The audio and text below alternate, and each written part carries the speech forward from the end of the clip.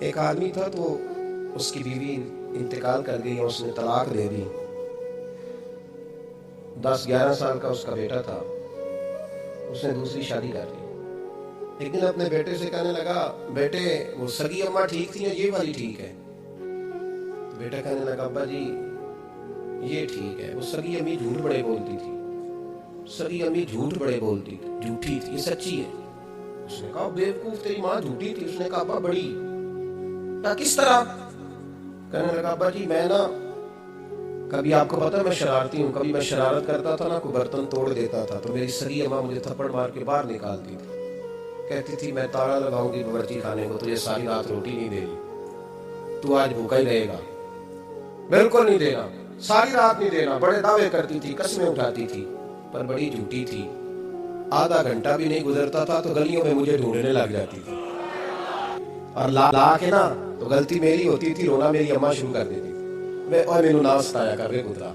پھر میری مرضی کا کھانا مجھے پکا کے دیتی تھی, میری مرضی کا. اور پھر میری اماں مجھے تحفہ بھی دیتی تھی. ابا جی وہ جھوٹی تھی, پہلے کہہ رہی تھی ساری رات نہیں دینا, اب آدھا گھنٹہ. یہ بڑی سچی ہے جواب آئی ہے. میں شرارت کرتا ہوں تو تھپڑ مار کے نکال دیتی ہے, کہتی ہے روٹی نہیں دینی. پھر میں ساری رات رو کے گزارتا ہوں پر نہیں دیتی. یہ سچی ہے, وہ جھوٹی تھی. تو ماں کے درد کو کیا سمجھے؟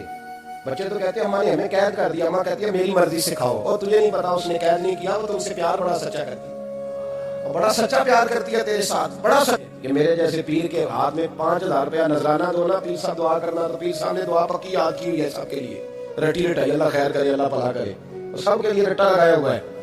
اور اماں کو بیٹا ویسے ہی کہہ دے, ویسے ہی, اماں میں انٹرویو دینے جا رہا ہوں, ذرا دعا کرنا. وہ بیویاں منگا کے دعائیں تنجینہ پڑھانا شروع کر دیتی ہے. وہ ساری رات مسلح پہ بیٹھی. اس درد کو سمجھنا. وہ بھائی بڑا ویل ڈریس بیٹا ہوتا ہے, ویل ڈریس نوجوان, وہ 18,000 کا جوڑا پہنتا ہے, 7,000 کا جوتا خریدتا ہے, وہ قیمتی قسم کی گھڑی استعمال کرتا ہے. لیکن اسی بچے کے جب اپنے بچے ہوتے ہیں نا, تو بیوی کو کہتا ہے یہ 10,000 روپیہ بچوں کے کپڑے خرید لے, میرے صحیح ہیں, ابھی کل ہی تو خریدے تھے. وہ باپ, اور تو سمجھے نہیں یار, 30 سال باپ نے جوانی ساری سعودی عرب کو دے دی, لیکن تیرا خیال رکھا. تو ماں باپ کے بارے میں, اور یہاں بچے حساب کرتے پھرتے ہیں, بھائی تو پچھلے مہینے بھی 5,000 دیتا سی, تسی پیسے نہ کر دے کی ہو, ماں باپ سے حساب کرتا ہے تو. ماں اور باپ یہ تو حسن ہے زندگی کا, یہ تو وقار ہے انسان کا. جب تک ماں باپ کا ہاتھ پکڑ کے چلو گے نا, رستے سیدھے رہیں گے. اور جس دن انگلی چھوڑ کے سڑک پہ نکلنا پڑا نا, سر چکرانے لگے گا. یاد رکھنا, یہ بڑا مشکل کام ہوتا ہے. لوگوں کا تو رخ ہی اس دن واضح ہوتا ہے جس دن آدمی سائے سے محروم ہوتا ہے. ماں اور باپ. اب یہ بھی سن لیں, نبی پاک صلی اللہ تعالیٰ علیہ وآلہ وسلم نے ماں باپ کے لیے فرمایا, ہما جنتک و نارک, یہی تیری جنت ہے اور یہی تیرے لیے جہنم ہے. اگر یہ راضی ہو گئے تو تیرے لیے جنت ہے, ناراض ہو گئے تو چاہے تو 100 پیر کے مزار پہ حاضری دے گا, لیکن جب تک ابا راضی نہیں اتنی دیر تک اللہ راضی. یہ حدیث پاک ہے, حضور نے فرمایا جس کے والد راضی اس کا اللہ راضی, اور جس کا باپ ناراض اس کا اللہ.